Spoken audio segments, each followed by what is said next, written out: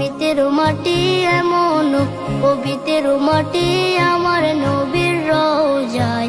তোমরা যদি যাও গো মদিনায়, তোমরা যদি যাও গো মদিনায়। ইয়া রাসূলুল্লাহ ইয়া হাবিবাল্লাহ, ইয়া রাসূলুল্লাহ ইয়া হাবিবাল্লাহ।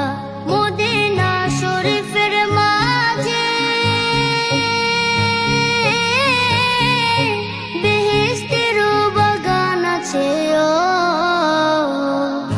সেই বাগানে শুয়ে আছেন, সেই বাগানে শুয়ে আছেন প্যারা নবী মুস্তাফায়।